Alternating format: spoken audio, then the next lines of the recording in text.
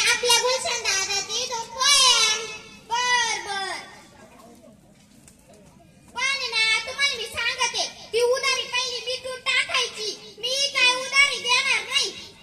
मला लाज वाटते. आणि का ग तुला लोकांच्या घरात उधाऱ्या ते हातात पाती घेऊन लाज नाही का वाटत? अहो हे बाया आहे, हे माणसं आहे, याच्या दुकानात जायचंय, पातीला घेऊन हिंडायला काही लाज नाही वाटत. हे बाया राहत्या. हा बरं ते पांढरे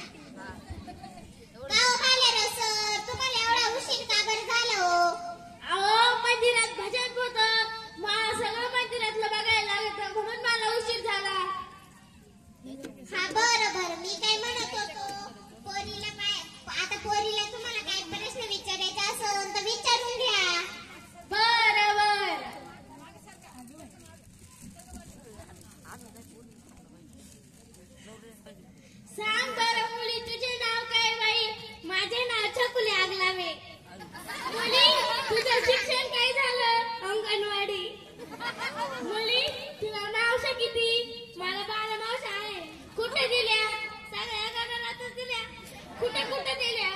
एक देवी गल्लीला दिली, 2 चांभार वाड्यावर दिल्या, 3 लांडगलीला दिल्या, 5 कुंभाराळ्यावर दिल्या. उरलेल्या सगळ्या माझ्या भूमीकडे दिल्या. मुली तुला मामा किती? मला 5 मामा आहे. त्यांची नाव सांग बरं. पहिल्या मामाचे नाव दिलीप दातीर, दुसऱ्या मामाचे नाव बाळासाहेब दातीर, तिसऱ्या मामाचे नाव जगन्नाथ दातीर, चौथ्या मामाचे नाव शेखर दातीर, 5व्या मामाचे नाव मिलिंद दातीर. मुली तुझ्या एखाद्या मामाला गाडी आहे का ग? हो माझ्या शेखर मामाला खूप मोठी गाडी आहे. हा जाऊ दे, मुलाला मिरवायला होईल. तुम्हाला सांगू का बाळांनो, तुम्ही आता आमचं एवढं भारी पाहता ना, ते कोणामुळे पाहता माहिती का?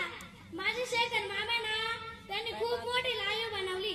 सगळा खर्च त्यांनीच दिला, म्हणून तर तुम्हाला आमचं भारूड पाहायला मिळतंय. तुम्ही काहीही काम सांगा, एका पायावर माझे शेखर मामा काम करतील. ज्याच्या कामाला गेल, मी म्हटलं गणप्याला चल मग आपण जाऊ एसटीने. बर पाणलाय पाहुणं, मी काय म्हणत होतो, आता पोरगी पाहायचा कार्यक्रम झाला.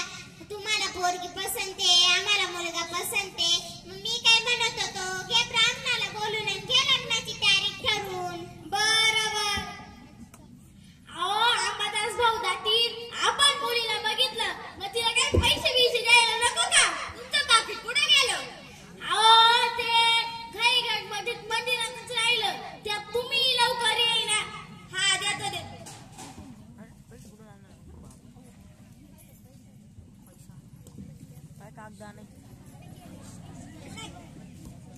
कुठे गेले काय ना पैसे? टाळ्या दे एकदा, टाळ्या. भेटले.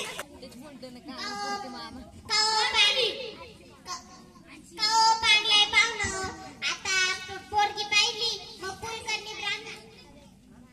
ब्राह्मणाला बोलून तारीख ठरवून घेतो.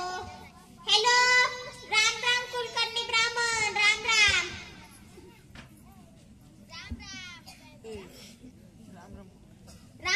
आगलाय पाहुणं. अहो कुलकर्णी ब्राह्मण, मी काय म्हणत होतो, पोरगी पाहायचा कार्यक्रम झालाय, मग जरा वेळ घरी येत्या का हो? हा पण ना माझे 5,000 रुपये द्यावं लागल. अहो तुम्ही त्याचं टेन्शन नका घेऊ, अंबादास दातीर राहायचे. हा